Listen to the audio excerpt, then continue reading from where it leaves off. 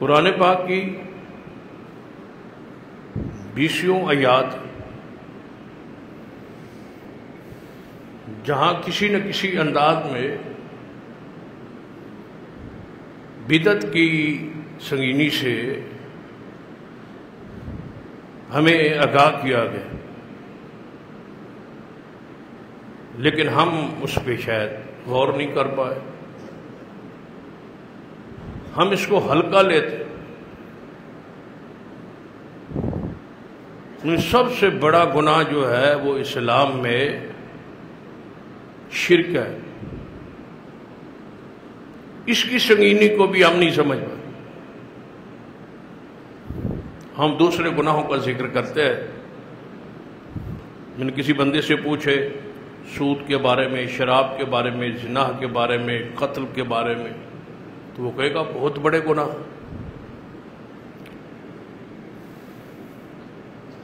لیکن شرک کے بارے میں رد کیا جائے تو اس قدر ہمارے ذہن میں شرک کے بارے میں نئی سنگینی آتی جس قدر قتل کے بارے میں، زنا کے بارے میں۔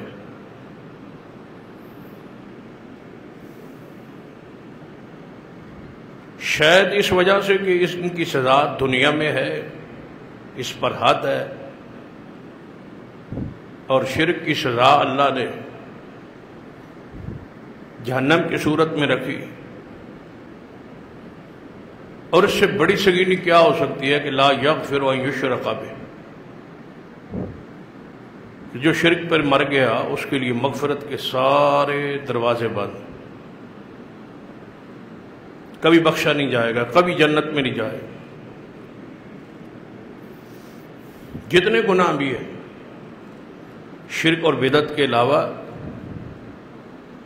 اس پر کسی نہ کسی انداز میں معافی کی صورت ہے۔ مثلا اگر قتل پر شریعت نے قتل کی سزا رکھی ہے تو وہاں دیت بھی ہے، دیت ہے تو وہاں معافی بھی ہے۔ دنیا میں معافی مل گئی یا دیت دے کے اپنے گناہوں کا کفارہ ادا ہو گیا، یا اس کی سزا بھگت لی، قتل ہو گیا تو اس پر وہ گناہ ختم ہو گیا۔ لیکن شرک پر مر جانے والا بندہ تو ہمیشہ جانی۔ عام طور پہ آپ نے علماء سے بھی، خطباء سے بھی یہ بات سنی ہو کہ جب ہم شرک کا رد کرتے ہیں تو جہاں جہاں شرک ہوتا ہے، جو شرک کے تھان ہیں، جو شرک کی جگہیں ہیں، جہاں شرک کا وجود موجود ہوتا ہے، ہم اس تھانوں اور ان جگہوں کا ذکر کرتے ہوئے بھی شرک کی طرف توجہ نہیں دیتے۔ کیا کہتے ہیں؟ مثلا اگر کوئی بندہ کہتا ہے کہ قبروں پر، مزاروں پر شرک ہوتا ہے، تو ہماری گفتگو کا ایک حصہ ہوتا ہے کہ وہاں مرد عورت اکٹھے ہوتے ہیں، وہاں بھنگ پی جاتی ہے، وہاں نشہ ہوتا ہے، یعنی وہ گناہ ہم بیان کرتے ہیں تاکہ لوگوں کے ذہنوں میں یہ بات پیدا ہو کہ وہاں یہ گناہ ہو۔ لیکن اصل وہاں گناہ جو ہے وہ تو شرک ہے۔ ہلکے گناہوں کا ذکر کر کے آپ نے بڑے گناہ کو کسی نہ کسی انداز میں چھپا دیا۔ جب وہاں سب سے بڑا گناہ شرک ہو رہا ہے تو پھر ہلکے گناہ تو بعد، وہ تو قابل معافی بھی ہے، قابل مغفرت بھی ہے، شرک کی تو کوئی معافی نہیں۔ اسی طرح بدعت کے بارے میں ہمارے ذہن میں وہ شدت نہیں ہے جو قرآن اور حدیث کا تقاضا ہے۔ ہم معمولی سمجھتے ہیں کہ فلاں اگر کوئی بندہ کام کر رہا ہے جو قرآن حدیث سے ثابت نہیں ہے، رسول اللہ صلی اللہ علیہ وسلم اور صحابہ نے نہیں کیا، تو ہم اس کو بدعت تو کہتے ہیں، سمجھتے ہیں، لیکن اس بدعت کے بارے میں وہ نفرت جو قرآن اور حدیث کا تقاضا ہے وہ ہمارے ذہنوں میں نہیں آتا۔ دیکھیے کہ کتنی آیات ہے جن کا عملی طور پہ اہل بدعت انکار کرتے۔ ایک انکار تو ہوتا ہے نا کہ یہ قرآن کی آیات ہے، میں ان کو مانتا ہی نہیں، نعوذ۔ ایک عملی انکار ہو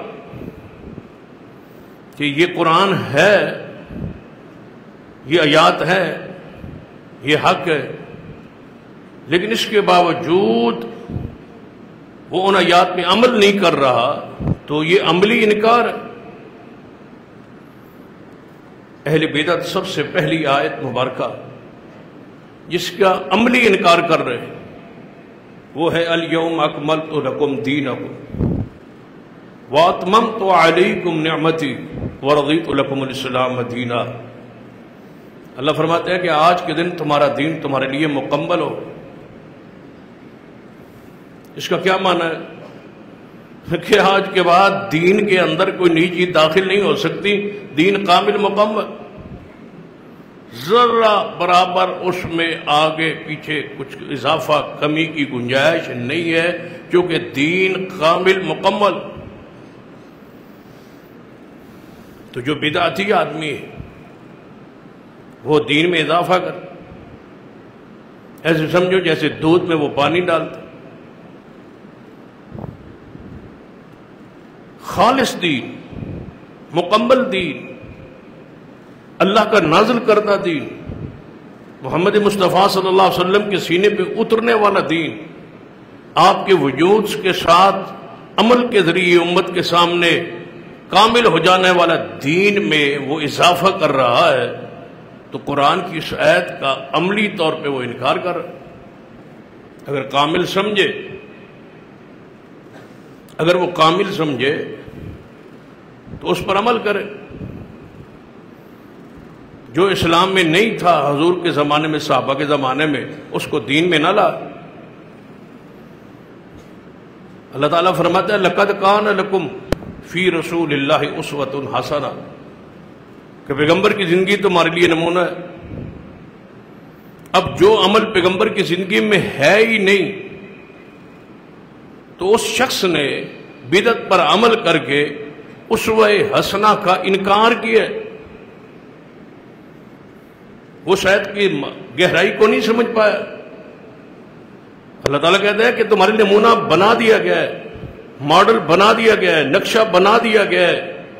وہ عمل ہے محمد مصطفیٰ صلی اللہ علیہ وسلم، جو آپ نے نہیں کیا، گویا شخص یہ اسوہ حسنہ سے آگے بڑھ رہا ہے، تو اس نے اس آیت کا عملی طور پہ انکار کیا۔ قرآن پاک میں ایک اور آیت مبارکہ ہے، اللہ تعالیٰ فرماتے ہیں کہ قل اانتم اعلم ام اللہ،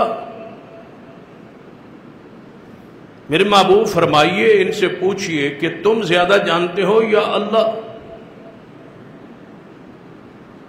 تو جو شخص بدعت جاری کرتا ہے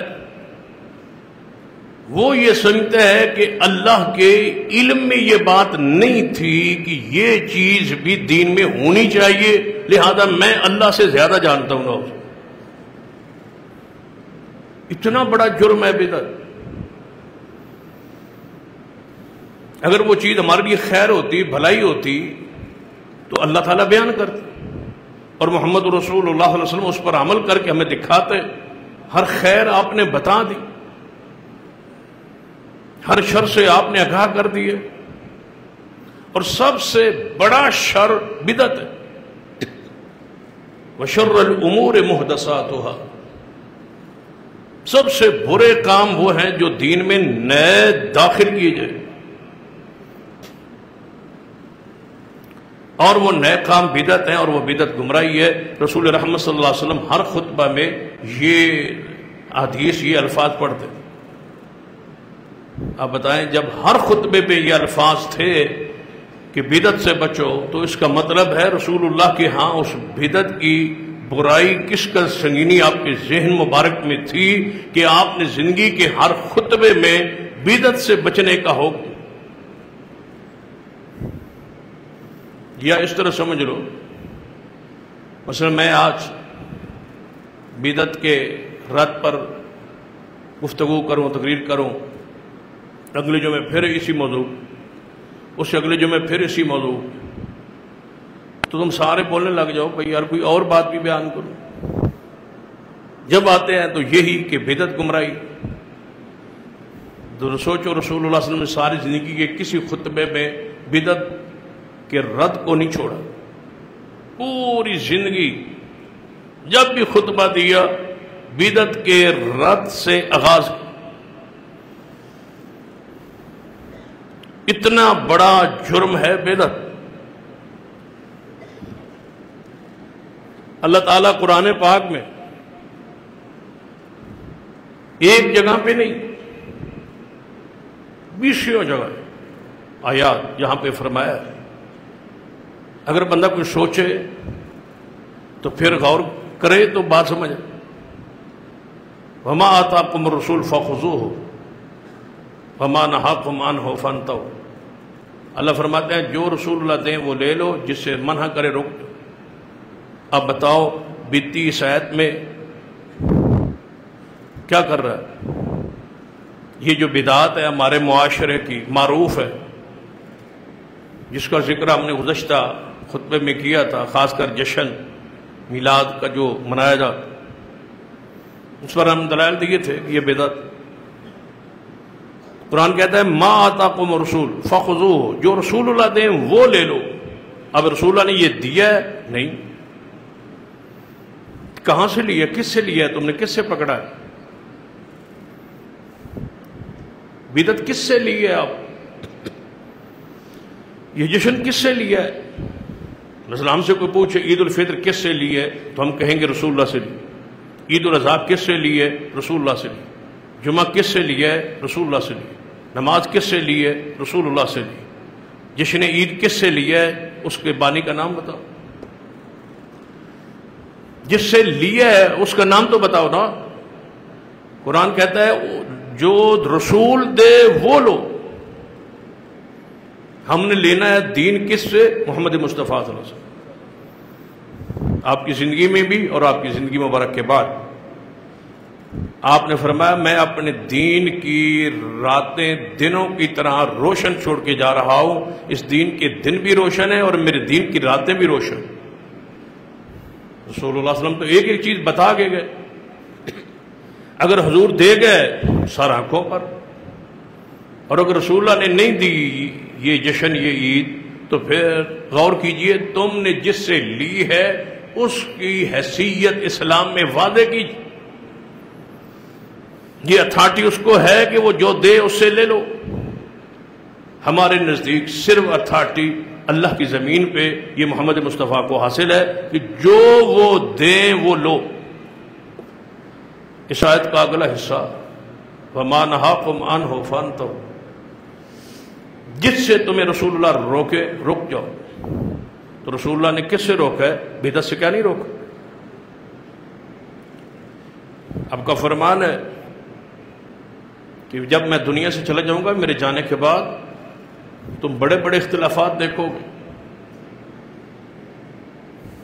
جب تم اختلافات دیکھ لو تو تم پر دو چیزیں لازم ہے. علیکم بسنتی و سنت الخلفاء الراشدین المہدیین، میری اور میرے خلفائے راشدین ابو بکر عمر عثمان و علی کی سنت کو آپ نے تھام لینا ہے داڑھ کے نیچے مضبوطی کے ساتھ.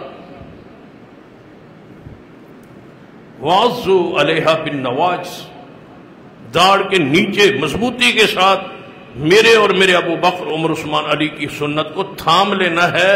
اور آگے فرمایا خبردار نئے نئے کاموں سے بچنا. ساتھ ہی فرمایا بدعات سے بچنا. حضور نے خود وضاحت کر دی کہ سنت وہ ہے، دین وہ ہے جو میں نے کیا اور میرے صحابہ نے کیا. جو ہم نے نہیں کیا وہ دین نہیں ہے، وہ بدعت ہے، وہ ثواب نہیں ہے، وہ گناہ ہے. وہ جتنا ظاہری طور پہ اچھا عمل کیوں نہ. جو بندہ بدعت اسلام میں اس پہ عمل کرتا ہے یا جاری کرتا ہے وہ قرآن پاک کی اس آیت پہ کیا عمل کر رہا. یا ایھا الرسول بلغ ما انزل الیک من ربک،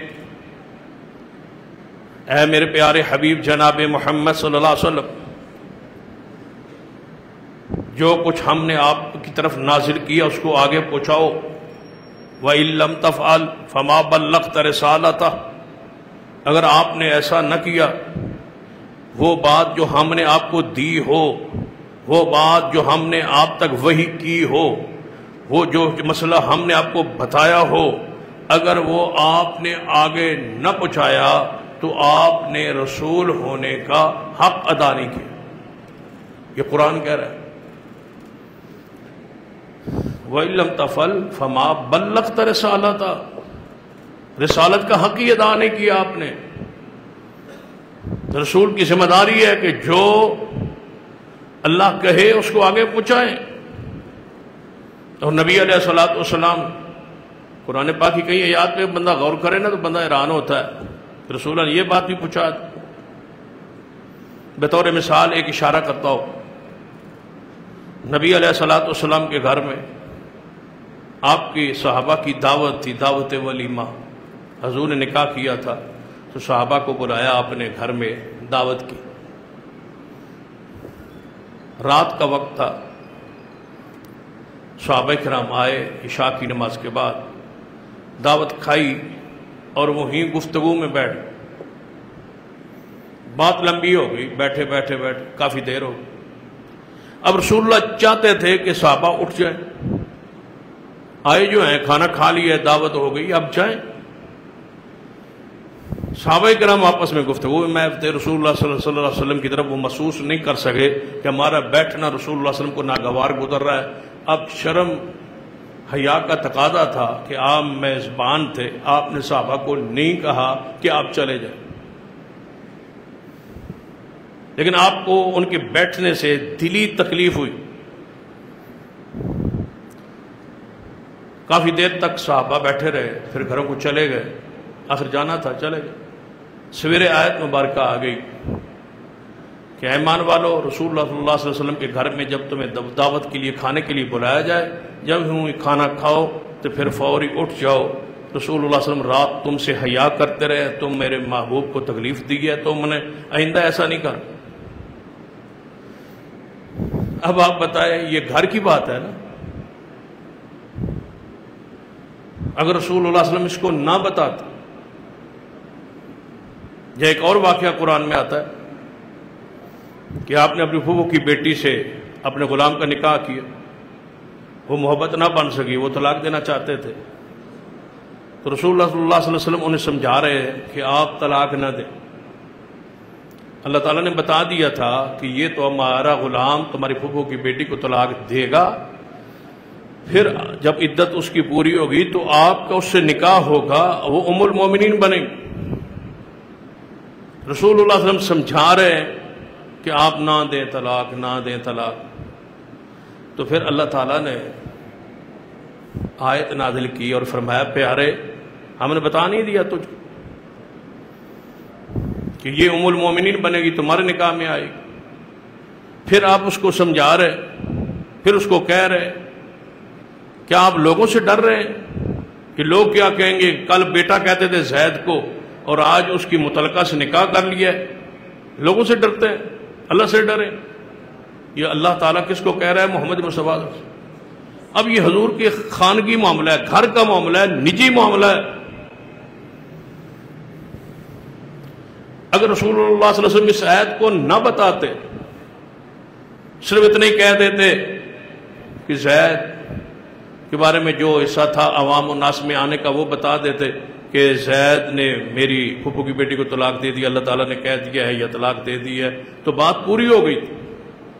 وہ جو الگ گھر میں سمجھایا اس کا ذکر نہ کرتے تو اسلام پہنچ گیا تھا، لیکن محمد مصطفیٰ نے وہ گھر کی بات بھی بتلائی، کیونکہ اللہ نے قرآن میں نازل فرمایا۔ رسول تو جو اللہ کہتا ہے وہ پہنچاتے۔ آپ نے گھر میں فرمایا تھا نا بیویوں سے کہ آج کے بعد میں شہد نہیں پیوں گا، تو پھر آیت آئی یا ایھا النبی لم تحرم ما احل اللہ لک تبتغی مرضات ازواجک، اے پیارے اے نبی حلال چیز کو حرام کیوں کرتے ہو بیویوں کو خوش کرنے کے لیے؟ اگر رسول اللہ صلی اللہ علیہ وسلم یہ فرماتے کہ میں نے یہ کہا تھا کہ شہد مجھ پہ حرام ہے، پھر اللہ تعالیٰ نے مجھے روکا اور میں نے یہ الفاظ کہہ دیے، بات پھر بھی پہنچ گئی تھی۔ لیکن یہ تبتغی مرضات ازواجک، اپنی بیویوں کی رضا کے لیے یہ الفاظ نازل ہوئے، مصطفیٰ نے ویسے پہنچائے تاکہ اللہ کے دین کے قرآن کے کوئی الفاظ محفوظ ایسے نہ ہوں جو امت تک نہ پہنچے۔ یا ایھا الرسول بلغ ما انزل الیک من ربک۔ کبھی سوچا ہے آپ نے پھر جشن عید کے احکام کے مسائل رسول اللہ کو بتلانے چاہیے؟ جس طرح عید الاضحیٰ کے بتائے، عید الفطر کے بتائے، پورا طریقہ بتایا۔ عید الفطر والے دن کوئی چیز کھا کے جانا ہے، عید الاضحیٰ والے دن کوئی چیز نہیں کھا کے عید پڑھنے جانا، ایک مسئلہ بتا دیا، اس عید پر کچھ بتایا ہی نہیں۔ قرآن خاموش، حدیث خاموش، صحابہ خاموش، رسول اللہ صلی اللہ علیہ وسلم کی شریعت خاموش، اسلام میں ذکر ہی نہیں۔ امام بخاری باب باندھے، عید الفطر کے باب باندھے، عید الاضحیٰ کے باب باندھے، امام کے خطبے کے باب باندھے اور سننے کے باب باندھے، حتیٰ کہ آپ نے فرمایا وہ عورتیں نکلیں عید پڑھنے کے لیے، عید الفطر اور عید الاضحیٰ، فرمایا عورتیں بھی نکلیں۔ پھر فرمایا وہ عورتیں نکلیں جو ایام میں ہیں، جنہوں نے نماز نہیں پڑھنی، وہ بھی آئیں اور نماز سے الگ رہیں، لیکن مسلمان خطبے اور دعا میں شامل ہو جائے۔ یہ رسول اللہ فرما رہے ہیں۔ اتنا ذرہ مسئلہ آپ نے بتا دیا ہے، اتنی بڑی عید اور پورا اس کا طریقہ رسول نے بتایا ہی نہیں۔ آخر وجہ ما آتاکم الرسول فخذوہ وما نہاکم عنہ فانتہوا، جو رسول اللہ دیں وہ لے لو، جسے روکے رک جاؤ۔ آپ نے بدعت سے روکا ہے، دین میں نیا مسئلہ داخل کرنے سے روکا ہے، اور یہ جشن، یہ عید بدعت ہے، اس لیے اسے رکنا فرض ہے اور اس کو نہ کرنا فرض ہے، اور یہ پیغمبر کی سنت ہے اور سنت ترکیہ ہے۔ جو کام آپ نے کیا وہ کرنا سنت ہے، جو آپ نے نہیں کیا وہ نہ کرنا بھی پیغمبر کی سنت۔ اس دوسرے پہلو کو لوگوں نے نہیں ٹچ کیا۔ یہ تو کہتے ہیں یہ کام حضور نے کیا، کرنا سنت ہے، یہ نہیں بتایا لوگوں کو علماء نے کہ جو کام نہیں کیا وہ نہ کرنا بھی سنت ہے۔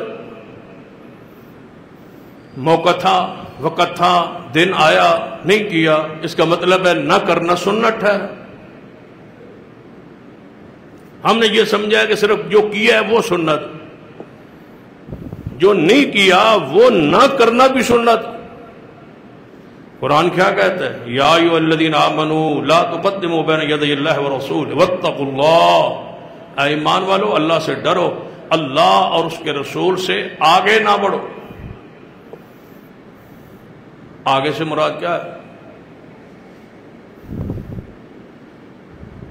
سیرت کتابیں پڑھیں، جب رسول اللہ صلی اللہ علیہ وسلم میدان جہاد میں جاتے تو سب سے آگے ہوتے، صحابہ پیچھے ہوتے، اور جب واپس آتے تو سب سے پیچھے ہوتے، صحابہ آگے ہوتے۔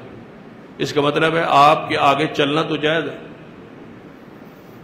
قرآن کہتا ہے رسول اللہ سے آگے نہ جاؤ، اس سے مراد کوئی ادباً احتراماً اکراماً حضور سے پیچھے چلے تو بیس اجر، بیس ثواب، آپ کا ادب، آپ کا احترام اور اکرام۔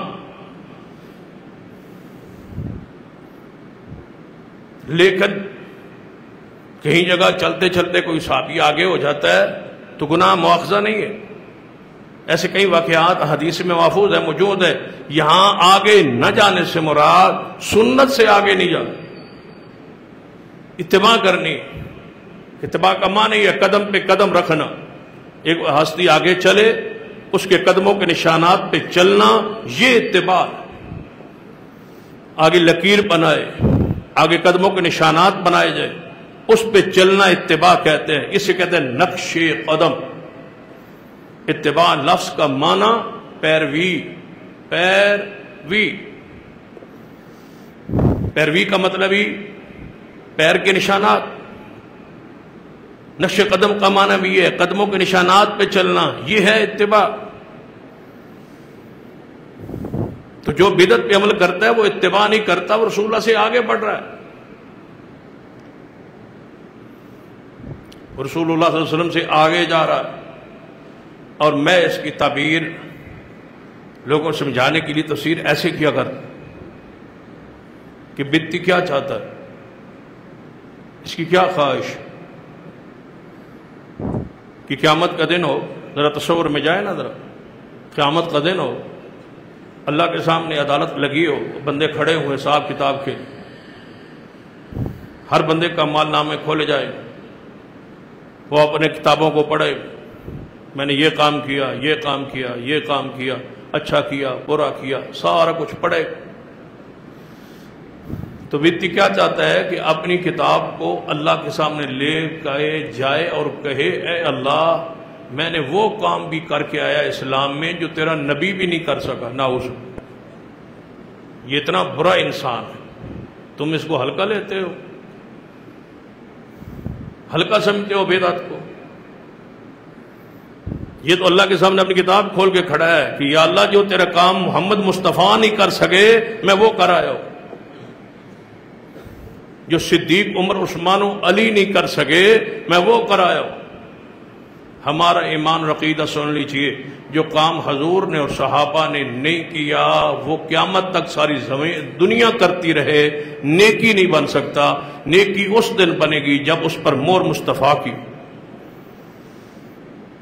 مصطفیٰ کریں گے تو وہ نیکی، مصطفیٰ نہیں کریں گے تو وہ نیکی نہیں ہے۔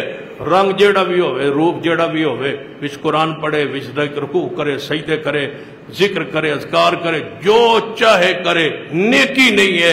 نیکی تب ہے پہلے مصطفیٰ نے کیا ہو، پھر آپ کے نقش قدم پہ کیا جائے، اللہ اس عمل کو قبول کرے گا اور وہ نیکی ہوگی۔ جو حضور نے نہیں کیا وہ نیکی۔ چڑیاں لگا لو تب بھی نہیں، چراغاں کر لو تب بھی نہیں۔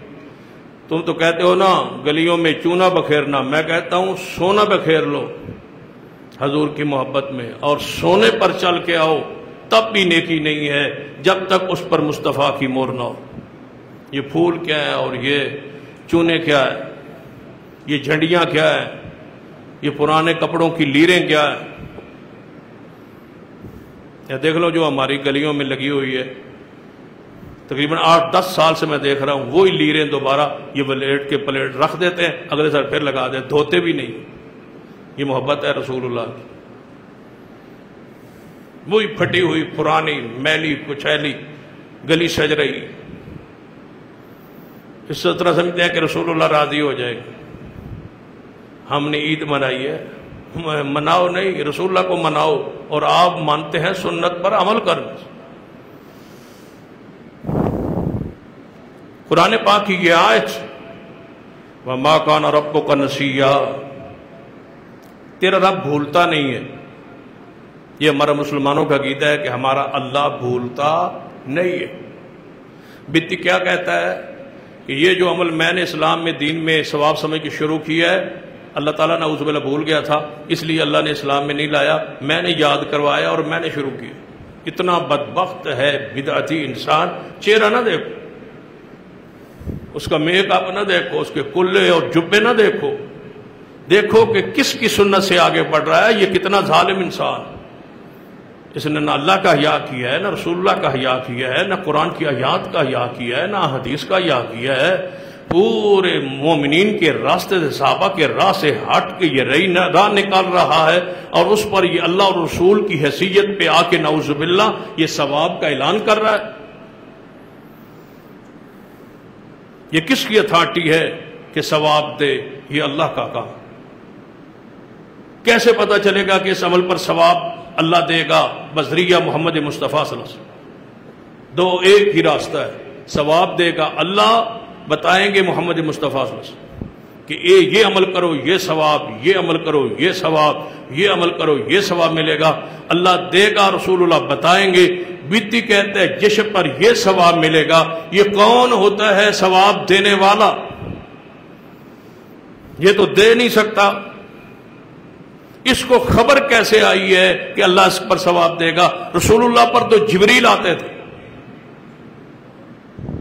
گویا یہ ختم نبوت کا انکاری ہے، گویا اس نے اپنے نبی ہونے کا اعلان کر دیا ہے کہ میرے پاس جبریل آنا شروع ہو گئے، نعوذ باللہ، مجھ پر وہی آ رہی ہے، مجھے اللہ نے بتایا ہے کہ اس جشن پر ثواب ملے گا، اس لیے میں لوگوں کو کہہ رہا ہوں کہ اس پر آئیں اور ثواب ملے گا۔ یہ اللہ ہے یا رسول اللہ ہے؟ نعوذ باللہ۔ اس نے کتنا بڑا ظلم کیا، اللہ پر بھی جھوٹ باندھا ہے اور رسول اللہ پر بھی جھوٹ باندھا ہے۔ نہ اللہ کے مقام کی اس کو پرواہ ہے، نہ رسول اللہ کے مقام کی پرواہ. اتنا آوارہ شتر بے مہار ہے کہ خود مسجدوں میں سپیکر چلا کے ثواب کا اعلان کر رہا ہے کہ ثواب ملے گا. بدعت پر ثواب ملتا ہے کہ عذاب ملتا ہے؟ امام مالک رحمہ اللہ بہت بڑے امام ہیں اہل سنت کے. وہ فرماتے ہیں من ابتدع بدعۃ، جس نے بدعت کو جاری کیا پھر یراہا حسنہ، اس کو حسنہ کہا. ایک بدعت کر رہا ہے، دوسرا حسنہ کہہ رہا ہے. اور میں تو عدت رجمہ ہی کرتا ہے حسنہ ہی، بدعت حسنہ. یہ بدعت وہ ہے جس پر بندہ ہنسے، جتنا ہنسے اتنا تھوڑا ہے. معنی بعد ہو پنجابی میں بھی ہو سکتا ہے نا. یہ ہنسنا کیا ہے؟ ہنسنا حیرانگی کی بات ہے، جب سنت ہنسنا ہے تو پھر بدعت ہنسنا کیسے ہوئی؟ قرآن کیا کہتا ہے؟ لَقَدْ كَانَ لَكُمْ فِي رَسُولِ اللَّهِ أُسْوَةٌ حَسَنَةٌ. اللہ فرماتا ہے پیغمبر کی زندگی ہنسنا ہے تمہارے لیے. یہ کہتا ہے بدعت ہنسنا ہے. اس کو کسی کا یا ہی نہیں ہے، نہ اللہ کا نہ رسول اللہ کا. یہ کہہ رہا ہے کہ بدعت حسنہ ہے. امام مالک کی بات سنیے. امام مالک فرماتے ہیں جو بندہ بدعت جاری کرے اور پھر اس کو حسنہ کہے، فقد زعم ان محمدا صلی اللہ علیہ وسلم خان الرسالہ، اس بدبخت نے گمان کیا کہ محمد نے رسالت میں خیانت کی. امام شاطبی رحمۃ اللہ علیہ نے الاعتصام میں امام مالک کے اس قول کو بیان کیا. فرماتے ہیں اس نے قرآن نہیں پڑھا. الیوم اکملت لکم دینکم، امام مالک وہی آیت پڑھ.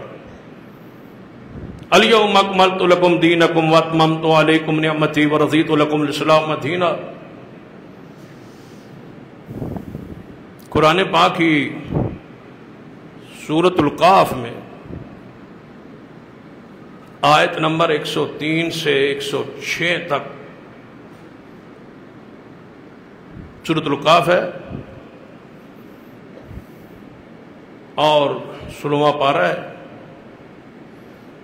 آیت نمبر 103 سے 106 تک جا کے کبھی گھر کھول کے پڑھے.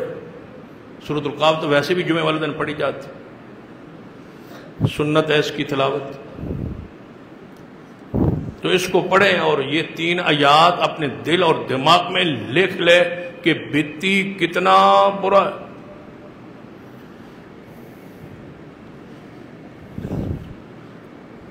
ذرا اس آیت ان آیات کا ذرا آغاز اور انداز دیکھی. فرمایا قل هل ننبئکم بالاخسرین اعمالا. قل فرما دیجئے پیارے حبیب جناب محمد صلی اللہ علیہ وسلم، آپ فرمائیے. اللہ حکم دے رہا ہے محبوب کو، فرمائیے. ننبئکم بالاخسرین اعمالا، کیا ہم تمہیں بتائیں؟ کون کہہ رہا ہے؟ اللہ. کیا ہم تمہیں خبر دیں، یہ بتائیں اعمال کے لحاظ سے خسارے میں کون ہے، گھاٹے میں، نقصان میں کون ہے؟ وہ بندے بتائیں.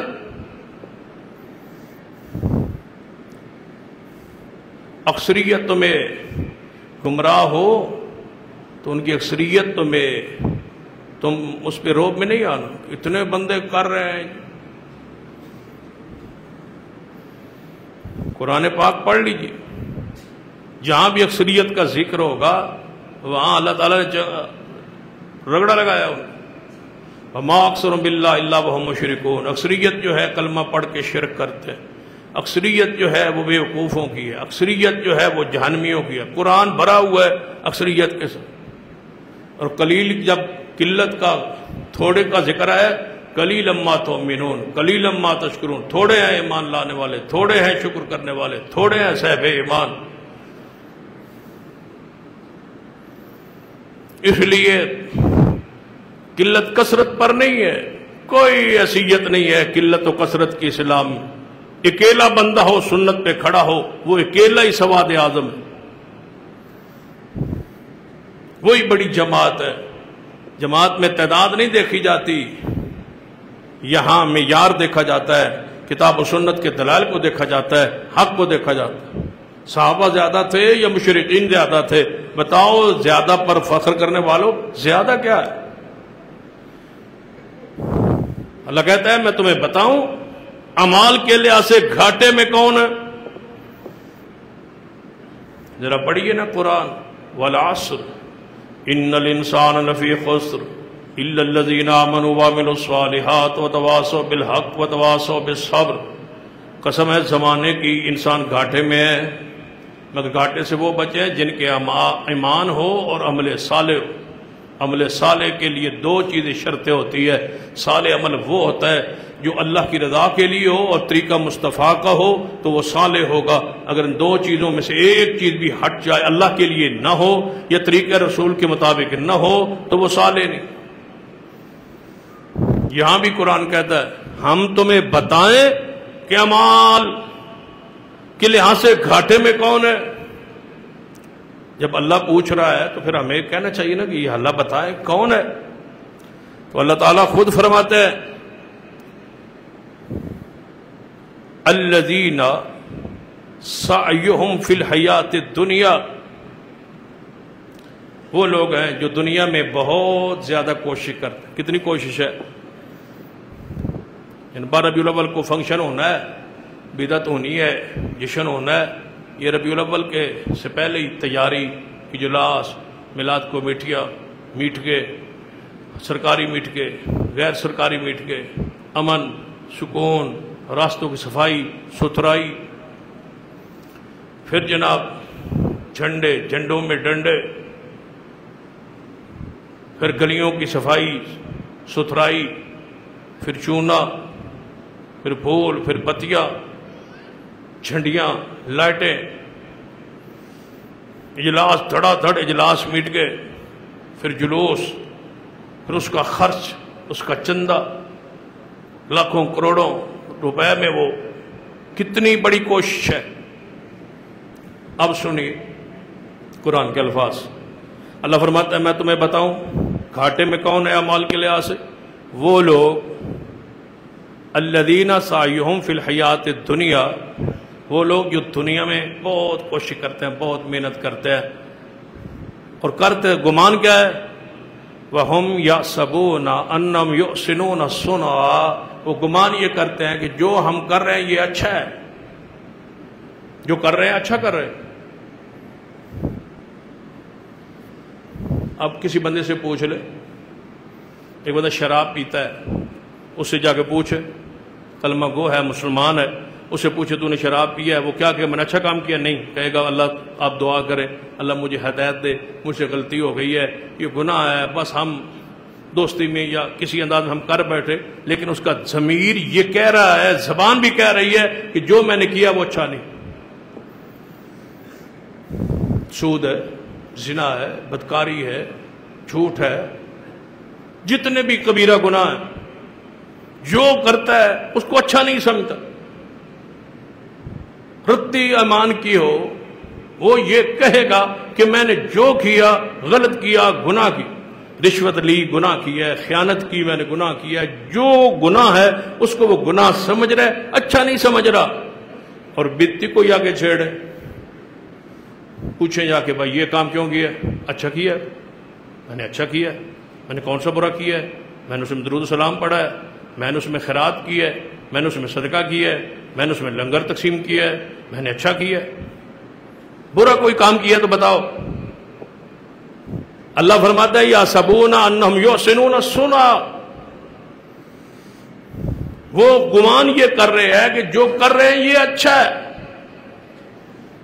اس لیے محدثین نے لکھا ہے کہ جو بدتی آدمی، امام سفیان ثوری رحمۃ اللہ علیہ فرماتے ہیں کہ بدتی آدمی جو ہے یہ توبہ نہیں کرتا، کیونکہ توبہ کرے تو تب کرے جب اس کو گناہ سمجھے۔ توبہ بندہ کب کرتا ہے؟ جو میں نے کی ہے، یا اللہ معاف کر دے مجھ سے غلطی ہو گئی، گناہ ہے۔ جو بدعت پہ عمل کر رہا ہے وہ تو واپسی آ کے بڑا سکون سے ہوتا ہے کہ آج میں نے رسول اللہ سے محبت کی، پیار کا، عشق کا حق ادا کر دیا ہے، وہ تو خوش ہے، وہ سمجھتا ہے میں نے اچھا کام کیا ہے۔ اور قرآن بھی کہہ رہا ہے وَهُمْ يَحْسَبُونَ أَنَّهُمْ يُحْسِنُونَ، سنا. وہ کہتے ہیں کہ ہم نے جو کیا صحیح کیا، اچھا کیا. یا اللہ یہ ہیں کون؟ اولئک الذین کفروا بآیات رب. فرماتے ہیں یہ وہ بدبخت ہے جنہوں نے میری آیات کا انکار کیا. عملی انکار، دونوں انکار ہوتے ہیں کہ یہ آیت قرآن کی ہے ہی نہیں، نعوذ باللہ. یہ بھی انکار ہے قرآن کی، عمل نہیں کرتا، یہ بھی انکار. اس کی مثال ایسے سمجھ لے کہ میں ایک یہاں کسی طالب علم کو کہوں کہ جا کے پانی لا دو، وہ کہے میں نہیں جاتا، یہ بھی انکار ہے. اگر میں کہتا رہوں کوئی اٹھے نہ تو یہ بھی انکار ہے. کہہ دینا بھی انکار ہے، انکار کرنا بھی انکار ہے، اور نہ جانا بھی انکار ہے. اللہ فرماتا ہے یہ ہیں وہ اپنی رب کی آیات کے انکار کرنے والے، وَلِقَائِهِ، اور اس کی ملاقات کا انکار کرنے والے. کس منہ سے انکار کا؟ اللہ کی ملاقات کے لیے جاؤ گے، تمہاری ملاقات تو رسول اللہ بھی پسند نہیں کریں گے. اللہ تو تب ملے جب رسول اللہ ملے. رسول اللہ ہی فرما رہے، بخاری کی حدیث ہے کہ لوگ آئیں گے میرے ہاؤس کے قریب آ جائیں گے، اچانک میرے اور ان کے درمیان پردہ حائل ہو جائے گا. میں کہوں گا میرے اصحاب ہیں، میرے ساتھی ہیں، میری امت کے لوگ ہیں. جواب آئے گا انک لا تدری ما احدث بعدک، یہ بدعتی ہیں یا رسول اللہ، یہ بدعتی ہے، تمہارے آنے کے بعد انہوں نے دین کا حلیہ بگاڑ دیا تھا، نئے نئے مسئلے دین میں داخل کر دیے تھے. رسول اللہ فرمائیں گے سحقا سحقا لمن غیر بعدی، انہوں نے دفع کرو، دور کرو، میرے سے دور لے جاؤ، انہوں کو ہٹاؤ. اور ان کو جہنم میں وہ داخل ہو گئے. وہ بدبخت جو رسول اللہ سے نہیں ملے وہ اللہ کو کیسے ملیں گے؟ بدعتی، اللہ کی ملاقات کا انکاری ہے. اس کو پیٹ کے ساتھ ہے. اور پھر میں کہا کرتا ہوں کہ اہل بدعت کی ہر بدعت کا تعلق پیٹ کے ساتھ. شب معراج جاگیں گے تو کھانے کے لیے، میلاد کریں گے تو کھانے کے لیے، 11ویں کریں گے تو کھانے کے لیے، کل کریں گے تو کھانے کے لیے، 10واں کریں گے تو کھانے کے لیے، جو کریں گے کھانے کے لیے. ان کے ہر بدعت کا تعلق پیٹ کے ساتھ ہے. اتنے مہربان ہیں، کھانا نہ ہو تو بدعت جاری نہیں ہو. یعنی بدعت کھانے کے ساتھ مشروط ہے، کیونکہ جب انہوں نے طے کر لیا ہے کہ ہم نے غلط بیانی کرنی ہے، جھوٹ بولنا ہے، تو پھر کہتے ہیں ساتھ کھانا شروع کرواؤ ان سے، تاکہ جھوٹ تو بولنا ہے، کوئی شاید تو پلے آئے، کوئی چیز تو پڑے، کوئی چیز ملے تو صحیح. جب بھی پوچھ لیں، ہمیں بریلوی بعض دفعہ علماء ملتے ہیں، ان سے پوچھتے ہیں سناؤ کیا حال ہے، ایک دوسرے دی خیر خیریت، مولوی تو پوچھ دیں ملاقات ہو کیا ہے کہ آپ کا گزارا کیسا چل رہا ہے. تو یقین جانیے کئی ایسے مولوی ہیں جن کے نام میں بتا سکتا ہوں، ہمارے محلے میں، ہمارے شہر میں، جو کہتے ہیں کہ تم اہل خطیبوں کی تو تنخواہ بڑی ہوتی ہے، ہماری تنخواہ تو ہوتی کوئی نہیں، بس ہمارا کل 7واں 40واں 11ویں 12ویں اور میلاد ہوتی ہے، اس سے ہمارا گزارا چلتا ہے. اس کا مطلب ہے کہ یہ سارا کچھ گزارے کے لیے. کہتے ہیں تمہارے مساجد والے تو تنخواہ بڑی دیتے ہیں، ہمیں تو تنخواہ کو نہیں دیتے. ساتھ یہ کہتے ہیں بھائی اتنے تھوڑی سی تنخواہ دیں گے، باقی مرنا پرنا تیرا، خوشی غمی تیری، کل شل سارے خرچے جتنے آمدن ہوگی وہ تیری، جو جمعے پہ سامنے پیسے آئیں گے وہ تیرے. سارے لوگوں کی جیبوں سے آپ نکلوانے ہوتے ہیں. اور یہ بدعت.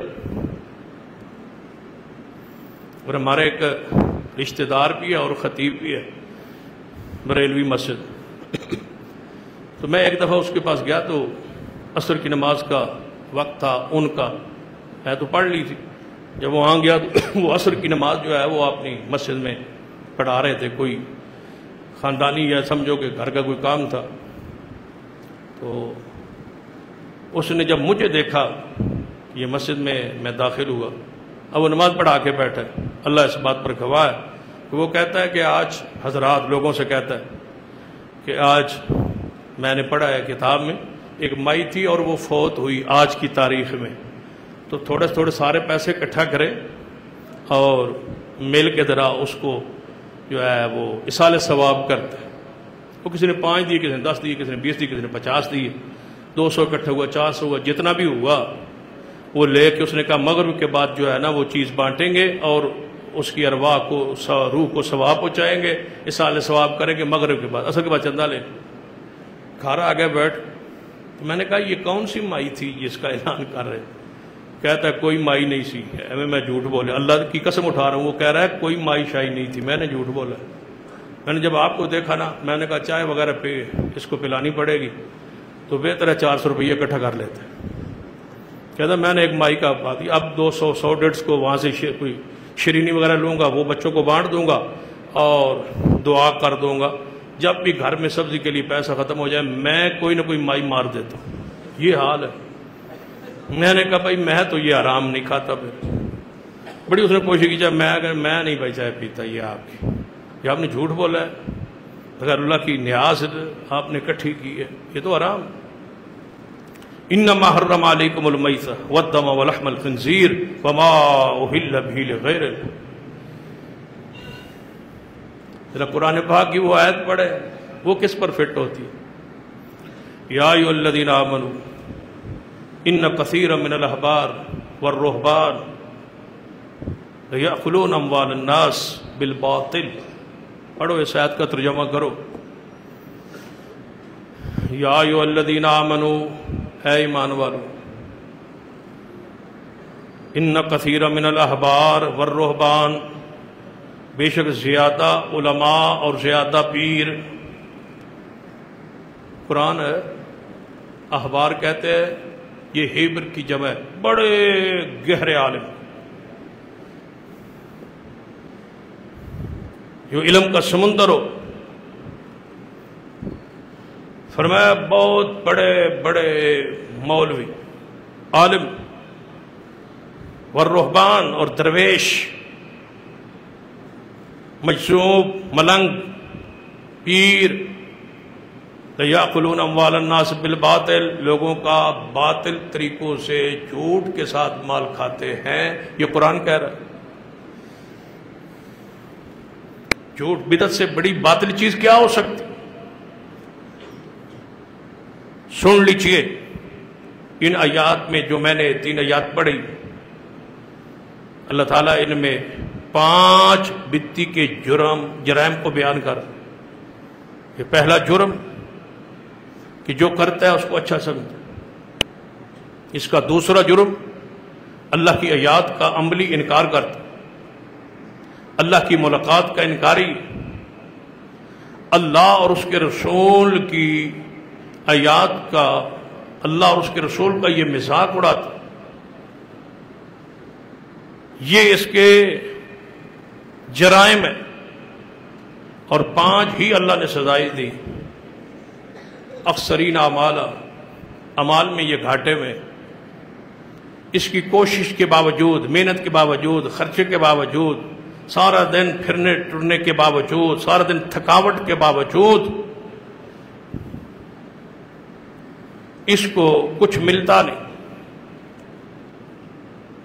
اور پھر اعمال سارے, قرآن کہتا ہے کہ ہم اس کے سارے اعمال کو حبطت اعمالہم, ان کے اعمال ضائع کر دیں. یہ 4تھی سزا ہے. اور 5ویں سزا ہے کہ اس کو ہم, فرمایا اس کے اعمال کا کوئی وزن نہیں ہوگا, قیمت نہیں ہوگی. بدعت ہے, سنت کا وزن ہوتا ہے. ذالک جزاؤہم بما کفروا, اور ان کی بدلہ کیا ہے؟ فرمایا ان کا بدلہ جہنم ہے, اس لیے کہ انہوں نے اللہ اور اس کے رسول کی آیات کا مذاق اڑایا, من مانی تفسیر کی ہے, سارا دن یہ ناچتے رہے. اس سے بڑا مذاق کیا ہو سکتا؟ حدیث ہے, سیدنا علی شیر خدا محبوب خدا رضی اللہ تعالی حدیث کے راوی ہے, فرماتے ہیں نبی علیہ السلام فرمایا لعن اللہ من آوى محدثا, اللہ لعنت کرے اس شخص پر جو بدعتی کو جگہ دے, پناہ دے, اس کے ساتھ تعاون کرے بدعت میں, بدعت سے تعاون, بدعت میں تعاون کرے تو اس پر اللہ کی لعنت. چلو ہے تو گزر رہا, پانی پلا, چلو ان کا فنکشن ہے, وہ یہاں کوئی چیز لیں گے ہم سے, پہلے تیار کر کے رکھو تاکہ ہمارا کاروبار چلے, منافع ہو. تعاون کی ہر صورت اہل بدعت کی, بدعت میں تعاون, بدعت میں تعاون ہر قسم کا حرام. من احدث فی حدث رسول اللہ نے فرمایا جو شخص دین میں بدعت جاری کرے فعلیہ لعنۃ اللہ والملائکہ والناس اجمعین، اس پر اللہ کی، فرشتوں کی، ساری دنیا کی لعنت۔ آخر کی طرف آتے بات کو کلوز کرتے، وگرنہ نبی علیہ الصلوۃ والسلام نے بدعت کو، اس کے رد پر اور صحابہ کرام کی شدت کے ساتھ اس کی مخالفت بدعت کی اور اس کا رد، ان کے تو ایمان کا حصہ تھا۔ بدعتی جو ہوتا ہے نا، امام سفیان فرماتے ہیں اس کو بدعت کی توبہ کی توفیق نہیں ہوتی، کیوں کہ اس کو ثواب سمجھتا ہے اور شیطان اس کو چھوڑ جاتا ہے۔ بون خیر صلی اللہ جو مرضی کرتا رہے، بدعت ہو گئی ہے، جہنمی تو ہے، یہ مقصد جہنم میں پہنچانا تھا، اب یہ بدعت پہ لگ گیا، باقی اس کو چھوڑ۔ اور اس پر ایک دلچسپ واقعہ آپ کو سناتا ہوں جو سچا واقعہ۔ علامہ ابراہیم، حافظ ابراہیم کمیر پوری رحمۃ اللہ علیہ بہت بڑے عالم تھے، محدث تھے، ہمارے مرکز میں 19 بلاک میں وہ ایک طویل عرصہ خطیب رہے اور ختم نبوت کے موضوع پر اللہ تعالیٰ ان کو بڑا ملکہ بخشا تھا۔ ان کی کتابیں بھی ہیں، کبھی ان کی سیرت پر یا ان کے واقعات پر ایک نہیں کئی جمعے پڑھائے جا سکتے۔ جو مرزائیوں کو کافر قرار دیا گیا نا، کیونکہ ستمبر کا مہینہ ہے، اسی میں 7 ستمبر کو 1974 کو کافر قرار پائے، تو جو وہاں مرزا قادیانی کا جو بیٹا وہاں پہنچا تھا نا اسمبلی میں دفاع کے لیے، اپنے مذہب کے دفاع کے لیے، اس سے سوالات کیے گئے تھے۔ جو تونسا، ڈیرہ غازی خان سے آگے تونسا ہے، وہاں کے جو صاحبزادے تھے وہ ایم این اے تھے، انہوں نے قرارداد دی مرزائیوں کے کفر پر، اور جو علماء اس وقت اسمبلی میں تھے وہ ساتھ۔ تو جب مرزا آیا نا دفاع کے لیے، اسمبلی میں بلایا، تو جتنے تھے انہوں نے کہا کوئی سوالات ہمیں بنا کے دیں جو مرزے سے پوچھے جائیں اور وہ جواب نہ دے سکے، ان کے کفر پر مور لگ جائے۔ تو جو سوالات وہاں طے ہوئے تھے وہ حافظ ابراہیم کمیر پوری رحمۃ اللہ علیہ نے لکھے تھے، ہمارے شیخ۔ وہ سوالات ہوئی جس کے وہ جواب نہ دے سکا اور کفر پر مور لگا۔ اگلی بات اس سے بھی دلچسپ ہے کہ ایک شعر اسمبلی میں پیش ہوا مرزائی کا، غلام احمد قادیانی کے بارے میں، اس کے بیٹے کا۔ تو انہوں نے کہا بھائی یہ اس کا شعر ہے ہی نہیں، انہوں نے انکار کر دیا مرزائیوں نے کہ یہ شعر نہیں ہے ہمارے مرزا، اگر ہمارے کسی کتاب میں دکھا دیا جائے تو ہم مان لیں۔ تو وہ اب طے ہو گیا، اگلے دن سیشن میں وہ شعر کا حوالہ لے جانا تھا، کسی کے پاس وہ کتاب نہیں تھی۔ وہاں بڑے بڑے علماء پہنچے ہوئے تھے، ایم این ایز کی تیاری کرواتے تھے سویرے اسمبلی میں، کیونکہ وہ ممبرز نہیں تھے، سارے مسالک علماء ہوتے تھے۔ تو وہاں پیر سیال قمر الدین سیالوی صاحب، انہوں نے کہا کہ ایم این ایز کی تیاری کے لیے اگر میرے علم میں مناسب ہے تو اہل حدیث کے سرخیل حافظ ابراہیم کمیر پوری رحمۃ اللہ علیہ، ان کو بلایا۔ تو ان کو پیغام آیا کہ آپ وہاں سویرے اسلام آباد پہنچیں، تو وہ سرگودا میں، تو وہ فرماتا ہے کہ میرے پاس کرایہ نہیں تھا، خرچہ نہیں تھا جانے کے لیے راول پنڈی۔ تو وہ پیر صاحب نے کہا کرایہ خرچہ ہم دیں گے۔ تو ہمارے بزرگ تھے جماعت کے، آپ سب جانتے ہیں، میاں عبدالستار، اللہ ان قبر پہ رحمتیں فرمائے۔ جب ان کو پتہ چلا تو انہوں نے فرمایا کہ کرایہ ہم دوسرے مسلک سے لیں، یہ ہمارے مسلک کی بےعزتی ہے، کرایہ میں دوں گا، خرچ میں دوں گا، آپ وہاں پہنچیں۔ وہ تشریف لے گئے۔ انہوں نے کہا یہ شعر کا حوالہ تو حضرت شیخ ابراہیم قمیر پوری پھر رات وہاں سے آئے واپس، رات کو وہ کتاب لے کے سویرے اسمبلی میں پہنچائی، تب مرزائی کافر قرار پائے۔ یہ اہل حدیث کی تاریخ ہے، کبھی پھر بات کریں گے۔ جو لطیفہ نہیں، بات سچی ہے، وہ سنانے لگا۔ حافظ ابراہیم قمیر پوری رحمۃ اللہ لکھتے ہیں کہ میں محفل مجلس میں بیٹھا تھا، وہاں ایک مرتد شخص آ گیا جو مسلمانوں سے مرزائی ہوا، وہاں بات چل نکلی مرزائیت پر، تو وہ کہنے لگا مرزائی سچے ہے، کیوں؟ اس نے کہا میں جب سے مرزائی ہوا ہوں، پہلے نماز میں جب میں پڑھتا تھا، جب میں مسلمان تھا، آپ کی صف میں تھا، میں نماز پڑھتا تھا، شیطانی خیالات آتے تھے، نماز میں بار بار وسوسے آتے تھے، بڑی مشکل سے نماز پڑھ لیتا تھا۔ جب سے مرزائی ہوا ہوں، اللہ کی رحمت ہو گئی، کرم ہو گئے، وہ سارے وسوسے ختم ہو گئے اور میں بالکل سکون سے نماز پڑھتا ہوں، مجھے سکون آ گیا مرزائی ہو۔ تو حافظ ابراہیم قمیر پوری رحمۃ اللہ فرماتے ہیں میں بیٹھا تھا، میں نے کہا بالکل یہ سچ کہہ رہے ہیں، جب یہ مسلمان تھا تو شیطان آتا تھا، وسوسے ڈالتا تھا، جب سے یہ کافر ہوا شیطان کی جان چھوٹ گئی، شیطان کی جان چھوٹ گئی۔ وہ کہتا ہے اب جہنمی تو ہو گیا، مرتد تو ہو گیا، اب کسی اور کا پیچھا کرتے ہیں، یہ تو جہنمی ہے ہی ہے، یہ تو مرتد ہے۔ بدعتی کو شیطان چھوڑ جاتا ہے کہ یہ بدعت پر لگ گیا ہے، کل بدعت ضلالہ وکل ضلالۃ فی النار۔ اب یہ نماز پڑھے، روزہ رکھے، درود پڑھے، صلاۃ پڑھے، جو چاہے کرے، اس کے اعمال کا تو وزن ہی کوئی نہیں، اس لیے کہ اس کے عمل میں بدعت آ گئی ہے اور بدعت سے اعمال تباہ و برباد ہو جاتے ہیں۔ اللہ مجھے اور آپ کو بدعت سے محفوظ رکھے، اللہ ہمیں سنت پہ عمل کی توفیق عطا فرمائے۔ اقول قولی ھذا واستغفر اللہ لی ولکم ولسائر المسلمین وآخر دعوایا ان الحمد للہ۔